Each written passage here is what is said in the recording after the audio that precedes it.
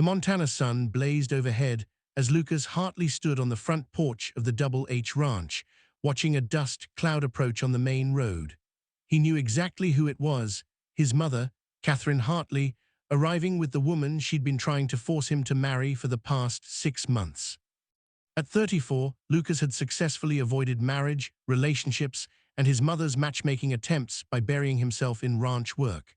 The Double H was 15,000 acres of prime Montana grazing land, 300 head of cattle, and enough work to keep 10 men busy.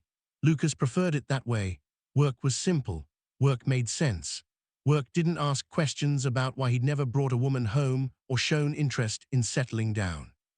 But his mother was persistent and wealthy and held the majority share of the ranch that had been in the Hartley family for 4 generations. She'd made it clear: marry Victoria Ashford, unite 2 of Montana's most prominent ranching families, or lose his inheritance and control of the Double H. "Damn it," Lucas muttered, pulling off his work gloves and shoving them in his back pocket. He was dusty from morning chores, his chambray shirt sticking to his back with sweat, his jeans worn and stained, not exactly dressed to meet his supposed future bride. The luxury SUV pulled up to the main house, and Lucas watched his mother emerge first. Perfectly coiffed blonde hair, designer outfit that had probably never seen a day of real work, heels completely impractical for ranch life. Then came Victoria Ashford. She was beautiful, Lucas could acknowledge that objectively.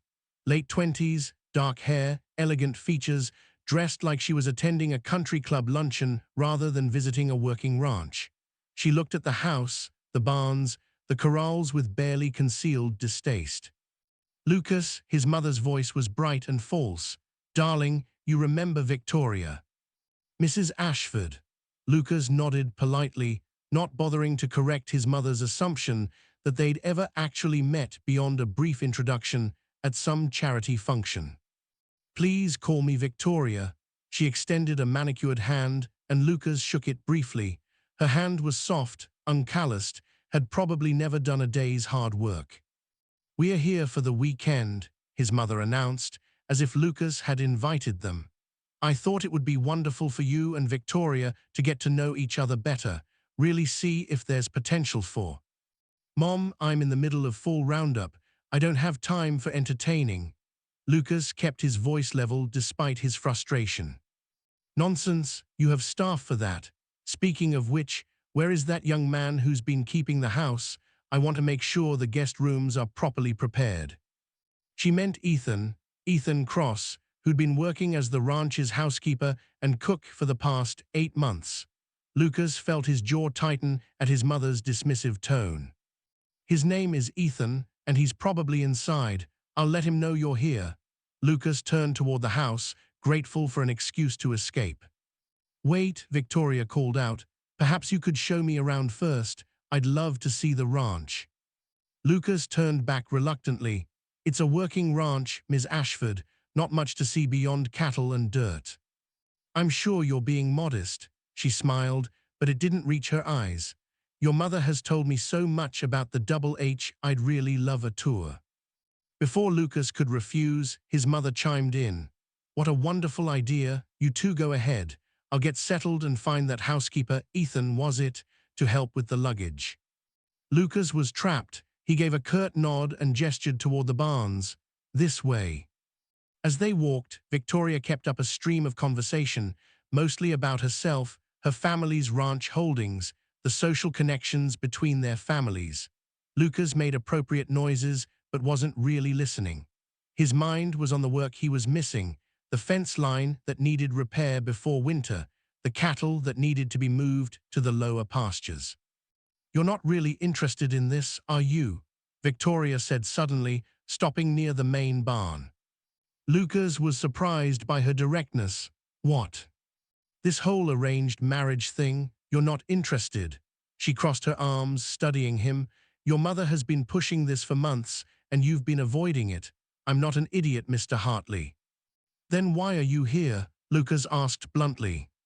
"Because my father wants the connection between our families, and because I was told you were handsome, successful, and would give me the kind of life I want." She looked around at the ranch, her nose wrinkling slightly. though I'll admit this is more rustic than I expected. This is a working ranch, not a resort. Yes, well, Victoria smoothed her already perfect hair. Perhaps we can come to some kind of arrangement. I need a husband for social purposes. You apparently need a wife to keep your mother happy. We could make it work on paper without actually having to. No, Lucas's voice was firm. I'm not interested in a marriage of convenience.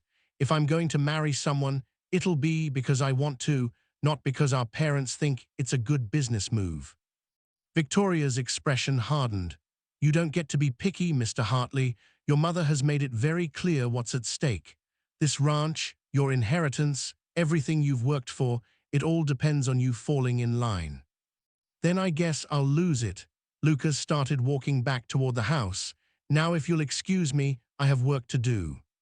He left Victoria standing near the barn and headed for the main house, his temper simmering. He found his mother in the foyer, directing Ethan about the luggage.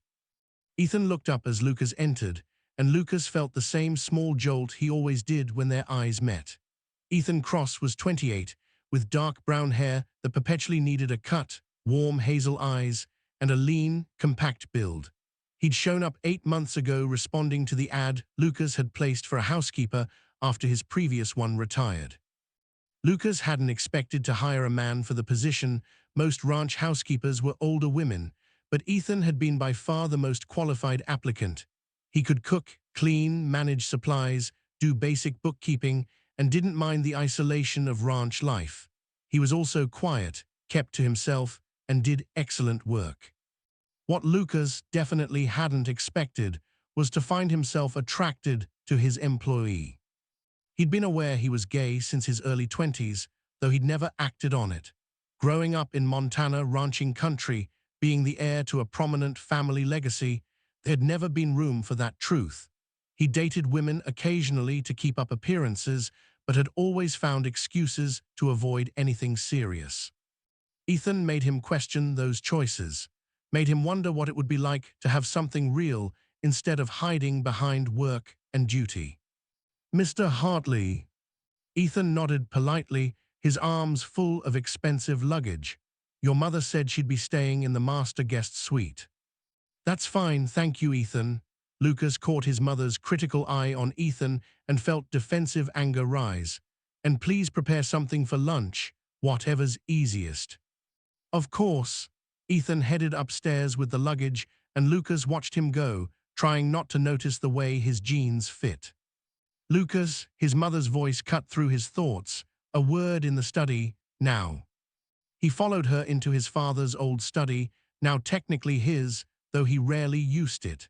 His mother closed the door and turned to face him, her expression severe. What were you thinking, walking away from Victoria like that? I was thinking I have a ranch to run and no interest in being set up with someone I don't know.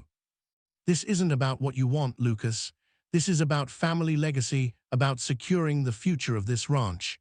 Victoria is perfect, good family, good breeding, exactly the kind of wife. I'm not marrying her. Lucas's voice was flat. Find another way to merge the families or expand the business. I'm done pretending. His mother's eyes narrowed. Pretending what exactly? Lucas froze. He'd said too much. Nothing, I just meant. Are you telling me there's a reason you've been avoiding marriage all these years? His mother stepped closer. A reason you've never brought anyone home. A reason you're so resistant to Victoria despite her obvious suitability. Mom. Because if there's something I should know, something that would explain your behavior, now would be the time to tell me. Lucas felt cornered. He could lie, make up some excuse about not being ready or not finding the right person. Or he could tell the truth and watch his mother's world and his own fall apart. Before he could decide, there was a knock on the study door.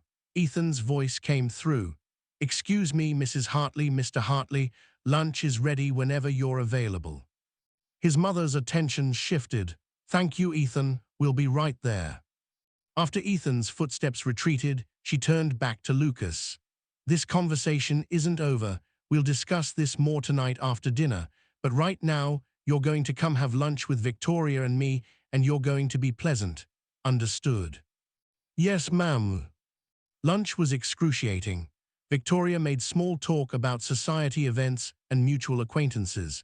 His mother dropped heavy-handed hints about wedding plans and future grandchildren. Lucas pushed food around his plate. Ethan's excellent cooking wasted on his lack of appetite and counted the minutes until he could escape.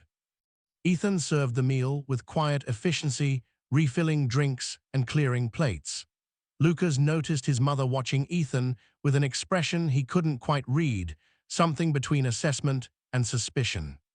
"So, Ethan," his mother said as Ethan brought out dessert, "how long have you been working here?" 8 months, ma'am. And before that, I worked at a hotel in Billings, front desk and concierge services. Interesting career change. What brought you to ranch work? Ethan's expression remained neutral, but Lucas saw a flicker of something in his eyes, pain maybe. I wanted a change of pace, something quieter. I see, his mother's tone suggested she saw more than Ethan was saying. And you live here, on the property? Yes, ma'am, there's a small apartment above the garage that comes with the position. How convenient. Something about the way she said it made Lucas's hackles rise. After lunch, Victoria excused herself to rest. The drive was exhausting, and his mother announced she had calls to make. Lucas finally escaped to the barns, where his foreman Carlos was overseeing some equipment repairs. Rough morning, boss? Carlos asked, taking in Lucas's tense expression. You have no idea. Your mama trying to marry you off again. Lucas gave a bitter laugh, something like that. Well, for what it's worth, that Victoria lady don't look like ranch wife material to me. She took one look at the cattle and about fainted. Thanks, Carlos. Lucas grabbed his work gloves. What needs doing this afternoon? They spent the next several hours checking fence lines, and Lucas was grateful for the physical labor that kept his mind occupied. By the time he returned to the main house for dinner, he was exhausted, filthy, and in no mood for more awkward conversation. He showered quickly and came downstairs to find his mother, Victoria, and Ethan all in the dining room. The table was set formally, not Lucas's usual style, and Ethan was serving some kind of roast that smelled incredible. There you are, his mother said. We were beginning to think you'd forgotten about dinner. Just finishing up some work. Lucas took his seat, acutely aware of Ethan moving around the table, serving food. Their hands brushed briefly as Ethan set down his plate, and Lucas felt that familiar spark of electricity. Dinner conversation was dominated by his mother and Victoria discussing wedding venues. Not that we're assuming anything, but it's good to plan ahead. Lucas contributed as little as possible, his jaw tight with frustration. Then his mother dropped the bomb. I've decided to extend our visit through the end of the week, she announced. Give you and Victoria more time to get to know each other, really explore whether this match will work. Mom, I told you. It's not a request, Lucas. It's happening. Her voice brooked no argument. And tomorrow evening, we're hosting a dinner party. I've invited several business associates and neighboring ranchers. It will be the perfect opportunity to announce your engagement. My what? Lucas stood abruptly, his chair scraping loudly. I never agreed to any engagement. Lucas, sit down. You're making a scene. I don't care, his voice rose. I'm not marrying Victoria. I'm not marrying anyone you pick out for me. I'm done with this charade. Then you're done with this ranch. His mother's voice cracked like a whip. Is that what you want? To throw away everything your father built, everything 4 generations of Hartleys have worked for? Lucas stood there, breathing hard, trapped between duty and truth. He looked at Victoria, who was watching the scene with detached interest. At his mother, whose expression was hard and unyielding. At Ethan, standing near the sideboard with the serving dishes, his face carefully neutral, but his eyes full of something that looked like sympathy. In that moment, Lucas made a decision that would change everything.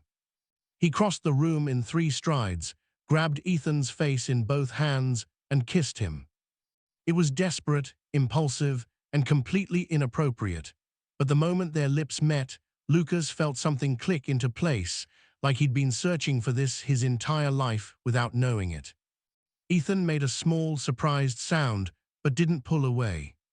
His hands came up to Lucas's chest, fingers curling in his shirt. The kiss lasted maybe 5 seconds, but it felt like forever and not nearly long enough. When Lucas finally pulled back, the dining room was dead silent. His mother's face was sheet white. Victoria's mouth was open in shock. Ethan was staring at him with wide eyes, his lips slightly parted, his cheeks flushed. "There's your reason," Lucas said, his voice hoarse. He was still holding Ethan's face, his thumbs brushing over his cheekbones. "That's why I won't marry Victoria or anyone else you throw at me. That's why I've been avoiding your matchmaking for years. Because I'm gay, and I have been my entire life, and I'm done pretending otherwise." His mother found her voice first. "Lucas Hartley, have you lost your mind?" "Probably." Lucas let go of Ethan reluctantly and turned to face his mother. "But I'm done lying, I'm done hiding. If that means I lose the ranch, then so be it. At least I'll have my integrity." "Your integrity?" His mother's voice was shaking with rage. "You just assaulted your employee, you've humiliated Victoria, you've disgraced this family." "I didn't assault anyone," Lucas said quietly. He looked at Ethan. "Did I?" Ethan was still standing there, looking shell-shocked. When he spoke, his voice was barely above a whisper. "No, you didn't." Victoria stood abruptly. "Well, this has been enlightening. Mrs. Hartley, I'll be leaving first thing in the morning. Obviously, this arrangement isn't going to work." She looked at Lucas with something that might have been pity. "Good luck, Mr. Hartley. I think you're going to need it." She swept out of the dining room, leaving Lucas alone with his mother and Ethan. His mother's expression was cold. "We'll discuss this tomorrow, when you've had time to think about the consequences of what you've just done." She looked at Ethan. "You, pack your things, you're fired. I want you off this property by morning." "No," Lucas's voice was firm. "You don't get to fire him. This is my ranch, my house, and Ethan works for me. He stays." "We'll see about that." His mother turned and walked out, her heels clicking sharply on the hardwood floor. And then it was just Lucas and Ethan, standing in the dining room with the remains of dinner growing cold on the table. "I'm sorry," Lucas said finally. "I shouldn't have. I had no right to." "Why did you do it?" Ethan interrupted. He was still standing near the sideboard, his hands clenched at his sides. "Why did you kiss me?" Lucas took a breath. "Because I couldn't think of any other way to make her understand. Because I've been attracted to you since the day you started working here. Because in that moment, kissing you felt like the only honest thing I'd done in years." Ethan stared at him. "You're attracted to me?" "Yes, but I'm your employee. Ethan shook his head. "You barely know me. I know you're kind. I know you work hard. I know you make the best coffee I've ever had, and you actually understand how to properly organize a tack room." Lucas stepped closer. "I know that when you smile, which isn't often enough, it lights up your whole face. I know you're running from something, because nobody gives up a decent hotel job to be a ranch housekeeper in the middle of nowhere unless they're trying to escape something." Ethan's eyes glistened with unshed tears. "You can't know that. So tell me I'm wrong." A long silence stretched between them. Finally, Ethan spoke, his voice barely audible. "You're not wrong about any of it." Lucas felt his heart rate pick up. "Ethan." "But that doesn't change anything." Ethan's voice grew stronger. "You just came out to your mother and your potential fiancé by kissing me without my permission. You've probably just cost yourself your inheritance and your ranch. And I'm still your employee, which makes any kind of relationship between us inappropriate at best." "I'll fix it," Lucas said. "I'll talk to my mother, make her understand." "Make her understand what? That you're gay, that you kissed your male housekeeper in front of witnesses, that you're willing to throw away 4 generations of family legacy for—" Ethan gestured helplessly. "For what, exactly?" "For the chance to be myself, for the possibility of something real." Lucas closed the distance between them. "I know this is messy, I know I handled it badly, but I meant what I said, Ethan. I'm done pretending, and if that means I lose the ranch, then at least I'll have a chance at actually living instead of just existing.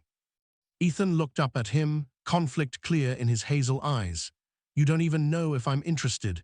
You don't know if I feel the same way. Then tell me you felt nothing when I kissed you. Tell me there's no attraction, no possibility. If you can honestly say that, I'll back off. I'll help you find another job if my mother makes things difficult here, but if there's any chance that you feel even a fraction of what I'm feeling. Lucas let the sentence hang. Ethan's breath hitched. Lucas, I can't. This is my job. This is my home. If I tell you that I've been, he stopped, pressing his lips together. You're asking me to risk everything. I'm asking you to take a chance on something that could be incredible. Lucas reached out slowly, giving Ethan time to pull away. When he didn't, Lucas gently tucked a strand of hair behind his ear. What are you running from, Ethan? The question hung in the air between them. Ethan's eyes were full of pain and longing and fear. I had a relationship, Ethan said finally, his voice raw, back in Billings. He was a guest at the hotel where I worked. We started dating, and I thought it was real, thought he cared about me. Turned out he was married. His wife showed up at the hotel, made a scene, got me fired. Told everyone I was a home wrecker who'd seduced her husband. Lucas felt anger burn in his chest. That's not. I didn't know he was married, Ethan continued, the words coming faster now. He lied about everything, and when his wife confronted him, he threw me under the bus. Said I'd been pursuing him, that he'd tried to resist, but I wouldn't leave him alone. It destroyed my reputation. I couldn't get another job in the city.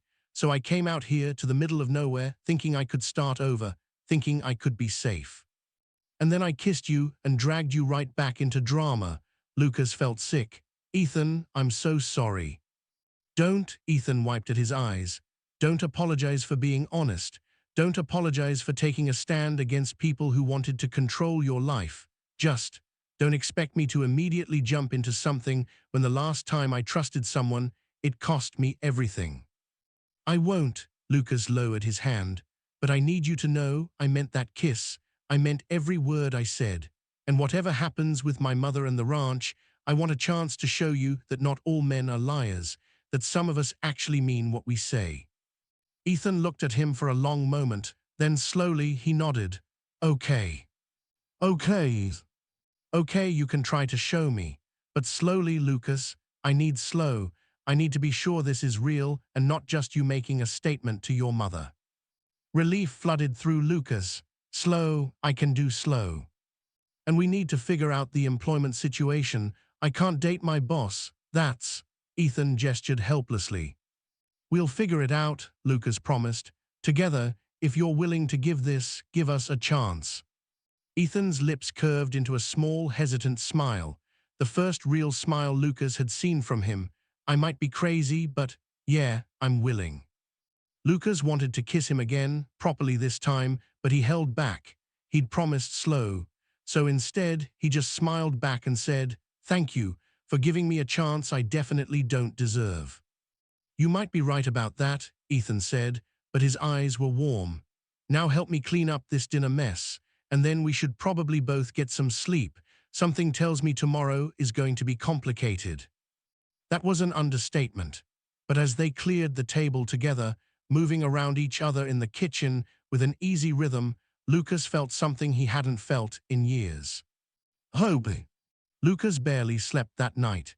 He lay in his bed staring at the ceiling, replaying the kiss over and over in his mind, the shock on his mother's face, Victoria's hasty departure, but mostly the feeling of Ethan's lips against his, the way Ethan had gripped his shirt, the small sound he'd made.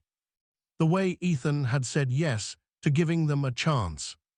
Around 5 a.m., Lucas gave up on sleep and got dressed for morning chores. He found Ethan already in the kitchen, coffee brewing, looking as tired as Lucas felt. Couldn't sleep either, Lucas asked. Not really. Ethan handed him a mug of coffee. Your mother came to my apartment last night. Lucas's hand tightened on the mug. What did she say? That I was fired and had until noon to pack my things, that if I didn't leave quietly, she'd make sure I never worked in Montana again. Ethan's voice was steady, but Lucas could see the tension in his shoulders. that I was a predator who'd taken advantage of her confused son. That's not. I know, Ethan cut him off. I told her she couldn't fire me because I didn't work for her, that you're my employer, and if you wanted me gone, you'd have to tell me yourself. I don't want you gone, Lucas said immediately. I don't ever want you gone. I know that too. Ethan's expression softened slightly. But Lucas, this is only going to get worse before it gets better. Your mother controls your inheritance. She has influence in this community. If she decides to make trouble for you, for us, she can do a lot of damage. Let her try. Lucas set down his coffee mug. The ranch is in my name. My father made sure of that before he died. She may hold some shares, but I'm the majority owner. She can threaten and bluster all she wants, but she can't actually take it away from me. Are you sure about that? I had my lawyer confirm it last year when she started really pushing the marriage agenda. Lucas leaned against the counter. She knows it too, which is probably why she's so angry. She doesn't have the leverage she thought she did. What about the community, the other ranchers? Lucas was quiet for a moment. That's going to be harder. Montana ranching country isn't exactly known for progressive attitudes. Some people will be fine, others won't. We'll lose business, probably. Lose friends, definitely. Is it worth it? Ethan asked quietly. Losing all that for someone you barely know. It's worth it for the chance to stop living a lie, Lucas said. Even if things don't work out between us, and I really hope they do, at least I'll be living as myself for the first time in my life. That's worth any price. Ethan looked at him for a long moment, something unreadable in his hazel eyes. You're either the bravest man I've ever met or the craziest. Probably both. A small smile tugged at Ethan's lips. Probably. They stood there in the kitchen, coffee growing cold, neither quite willing to break the moment. Then Lucas's phone rang, his mother, undoubtedly calling to continue yesterday's argument. I should take this, Lucas said reluctantly. I'll start breakfast.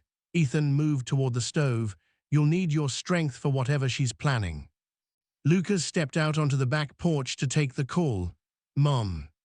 Lucas, his mother's voice was cold and controlled. I'm leaving this morning. Victoria has already gone, but this conversation isn't over.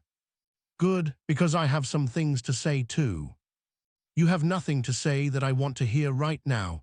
What you did last night was disgraceful. Kissing that boy in front of witnesses, making a spectacle. His name is Ethan, and I kissed him because I wanted to, because I'm attracted to him, and because I was tired of pretending to be someone I'm not. You're throwing away everything for some flight of fancy with your employee. Do you understand how this looks? What people will say? I don't care what people say. Lucas's voice was firm. I care about being honest, about living my life on my terms, not yours or anyone else's. You're making a mistake that will haunt you for the rest of your life. Maybe, but it's my mistake to make. I'm 34 years old, Mom. I've run this ranch successfully for the past 8 years since Dad died. I've increased our holdings, improved our breeding program, turned a profit every year. I've earned the right to make my own choices about my personal life. His mother was silent for a long moment. When she spoke again, her voice was heavy. I never wanted this for you, never wanted you to have to struggle the way you will if you go down this path. Something in her tone made Lucas pause. What do you mean? I knew, the words came out flat. I've known since you were 17, maybe earlier. A mother knows her child. I saw the way you looked at boys instead of girls, the way you avoided dating. I knew, and I tried to protect you from it. Lucas felt like the ground had shifted beneath his feet. You knew.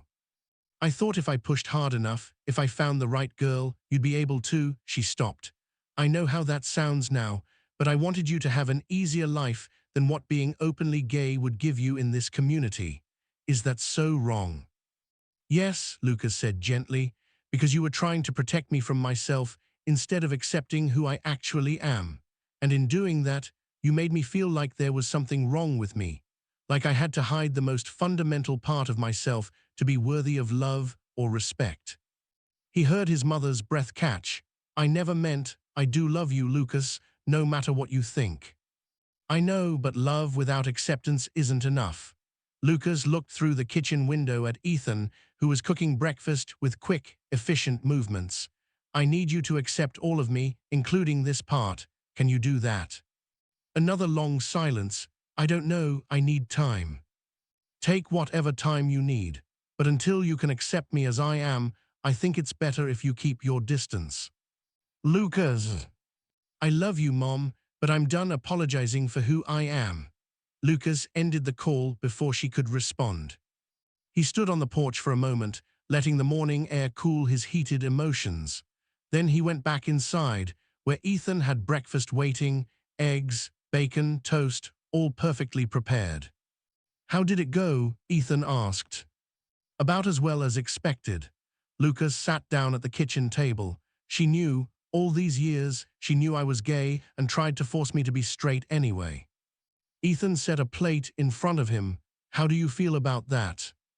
Honestly, I don't know yet. Angry, relieved, confused, all of it at once. Lucas looked up at Ethan, but also more certain than ever that I made the right choice last night. Coming out, kissing you, refusing the marriage, all of it was right. Even if it costs you your relationship with your mother. Even then, Lucas caught Ethan's hand as he moved past. Thank you for not running away last night, for giving me a chance. Ethan's fingers tightened around his. I haven't decided if that was brave or stupid yet. Let me know when you figure it out. They ate breakfast together, and for the first time in the 8 months Ethan had worked at the Double H, it felt less like employer and employee and more like something else, something with potential. After breakfast, Lucas headed out to the barns to meet with Carlos and the other ranch hands.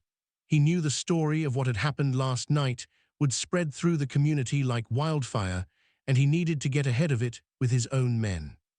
He found Carlos in the main barn, checking on a mare who was due to foal soon.